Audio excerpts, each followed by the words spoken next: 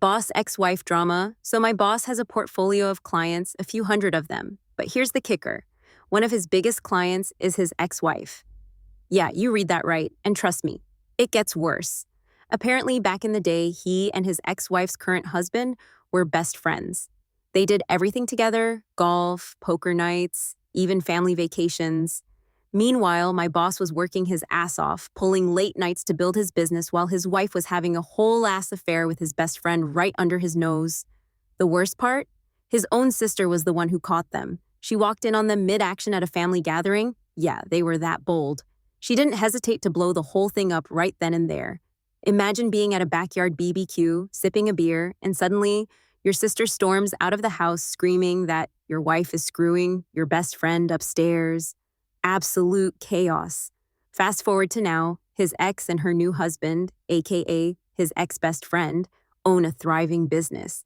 And guess who handles their accounting and finances? My boss. I don't know how he does it.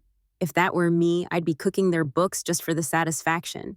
But nope, he's all professional, smiling at meetings, handling their tax planning, and acting like he doesn't want to set their invoices on fire. He never talks about it, but you can tell there's some deep-seated resentment simmering under the surface. One time, I caught him just staring at their financial statements, completely zoned out, and let's just say when she calls the office, his entire vibe shifts. Would you ever do work for your ex if they betrayed you like that? Because I don't think I could. Story 2. My wife is in love with her girlfriend. A month ago, I posted about my wife's relationship with another woman and how it had completely changed our marriage. Now, I think I finally have my answer. Divorce is on the table, and at this point, I do not see another way forward, unless you guys have more advice on how to save it. Am I the problem, or is Kay? Context: we have been together for 7 years and married for almost 4.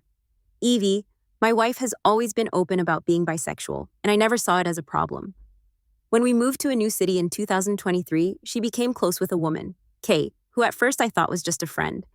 Over time, their connection deepened, and when the idea of a threesome came up, I agreed, thinking we were exploring something together.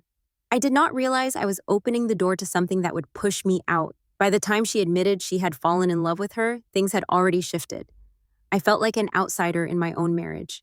Then in December, she found out she was pregnant. After years of trying, it should have been a moment of joy, but within weeks, she told me the truth.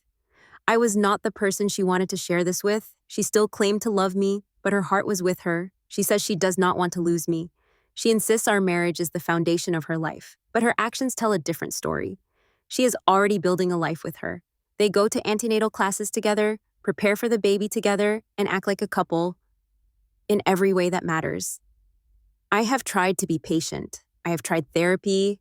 I tried posting on here for help these few months and realized how pathetic I am. I have tried to believe that we could find a way through this, but I cannot ignore reality anymore. I do not have as much time for my wife because I work in the film industry and travel a lot. I always believed we were strong enough to handle that. Now I see that while I was away, she was creating a new life with someone else. I love my wife. I always have. But I cannot keep pretending that love is enough when I am the only one still fighting for this marriage. As much as it hurts, I think it is time to let go. I need to start thinking about my child because I am now a dad. That little innocent baby will be mine, and they deserve a father who is focused on them. No matter what happens with my wife, I will not let my child feel like an afterthought the way I have. Story 3. I worked security at the hotel where one of the biggest musical artists in the world stayed, and it was interesting to see how that works. I occasionally do weekend security work at one of the swankiest hotels in my city, and sometimes big names stay there while they are in town. I won't name the celebrity, but I will just call her Amy. The one thing that really stood out to me was how every single one of her movements was planned and choreographed. Like I said, she is one of the biggest musical artists in the world right now, and she would no doubt get swarmed if she walked through a public area and people realized it was her. So shielding her from the public was the #1 priority. All of the hotel staff had a pre-shift meeting with her security team.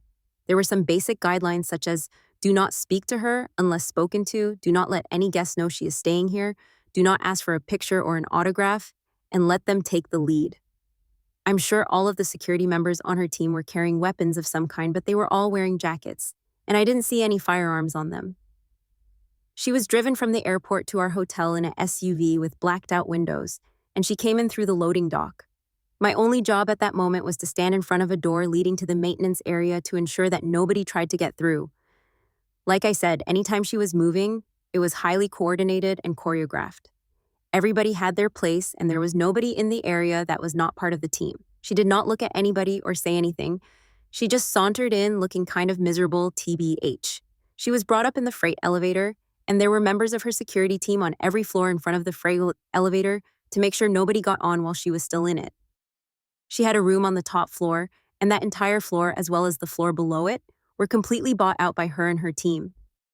Guests can only go to the floor that they are staying on by way of swiping their room cards. There were members of her security team posted by the elevators all night, just in case somebody somehow snuck onto that floor.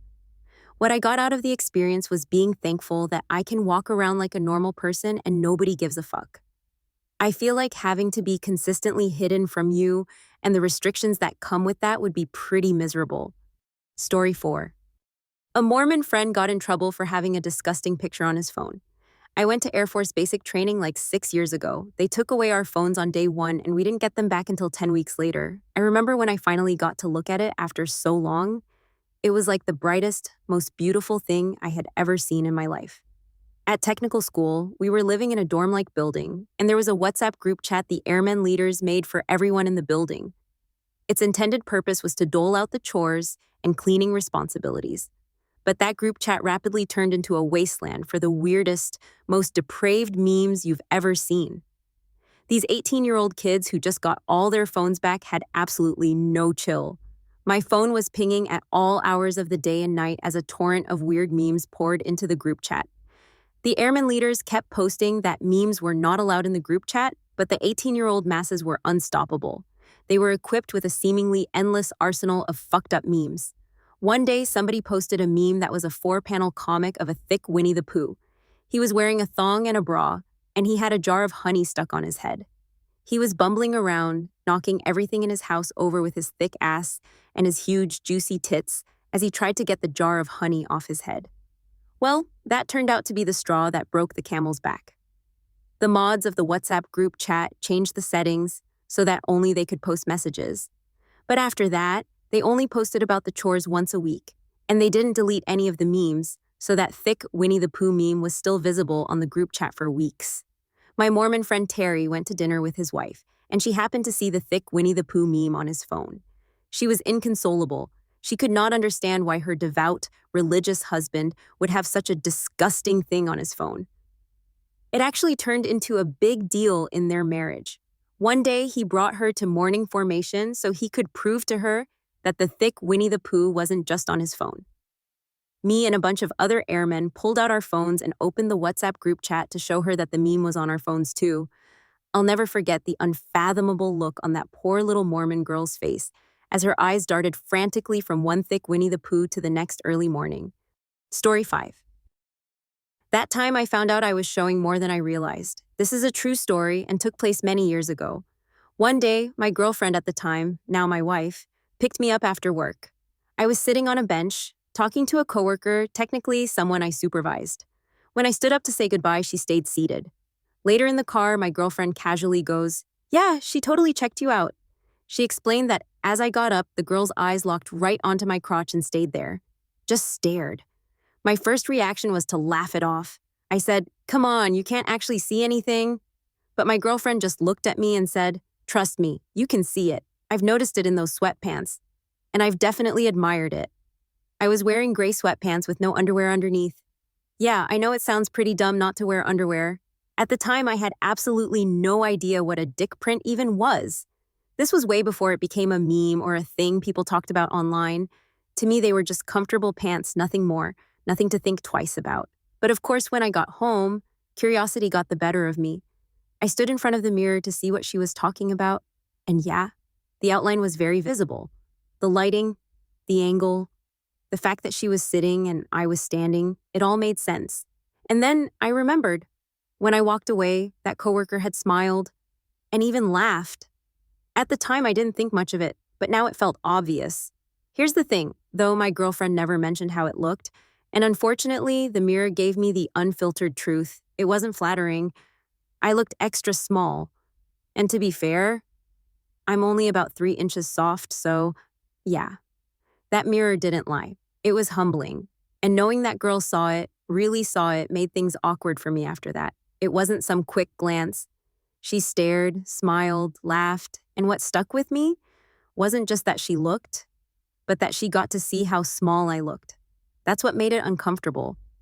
I never told my girlfriend how much that part bothered me, didn't want to seem insecure, but even now I still think about it sometimes. That weird feeling of someone seeing something so private without your permission and laughing.